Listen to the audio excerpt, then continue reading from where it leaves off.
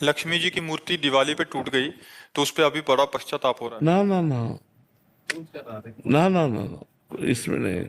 देखो, जो पंचभूतों से निर्माण है, चाहे ये शरीर हो चाहे विग्रह हो, वो खंडित होगा, पक्का समझो। चाहे ठाकुर जी का हो चाहे हमारा हो, आज नहीं तो कल मान लो गोद में ठाकुर लिए जा रहे, पैर फिसल गया, अब ठाकुर जी का हाथ टूट गया, कोई बात नहीं। अगर हमारा बहुत प्रेम है तो जैसे हमारा हाथ टूट जाए तो हम डॉक्टर के पास ले जाते हैं, ऐसे कर। तो हम जहाँ ठाकुर जी का निर्माण होता है, उन दुकानों में ऐसे वो पदार्थ होते हैं जिनके लगा देने से जुड़ जाएगा हाथ, वो करवा लेना चाहिए। और अगर ऐसा है कि हम परिवर्तन कर लें तो यमुना जी के किनारे समाधि दे दे और फिर नवीन ठाकुर विराजमान कर ले। दोनों बातें हैं, वो अपनी निष्ठा की बात है, अपनी भावना की बात।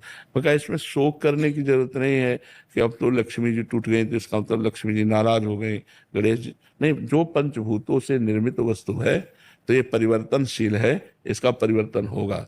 जैसे कई बार घरों में बड़ी चूक हो जाती है, हम आरती किया और दीपक ऐसे रख दिया और किसी कारण से पर्दे का कपड़ा छुआ और पूरे सिंहासन में आग लग गई, तो ठाकुर जी को भी जो चित्रपट है वो जल गए, ठाकुर, ऐसे कई बार ऐसा हो।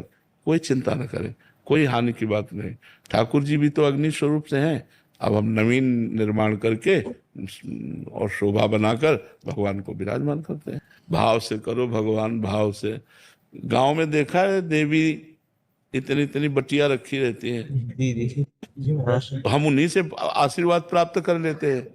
तो गांव में देवी नहीं होती, सबके गांव में होती है देवी, कि वो पिंड रखे हुए हैं, अपन उन्हीं की बलिहारी जाओ पूजा किया और उन्हीं से सब आशीर्वाद मिलते हैं। देखो, सर्वत्र भगवान विराजमान है।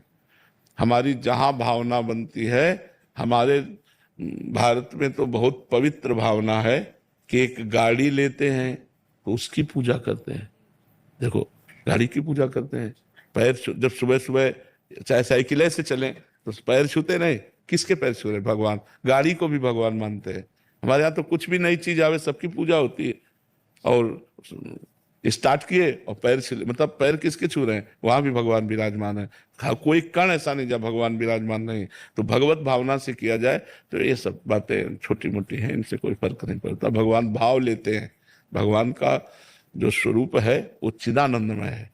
चिदानंदमय स्वरूप में कभी हाथ पैर ये सब बिगड़ते नहीं, लेकिन पांच भौतिक रूपों में ये लीला होगी, तो इसमें हमको परेशान नहीं होना है।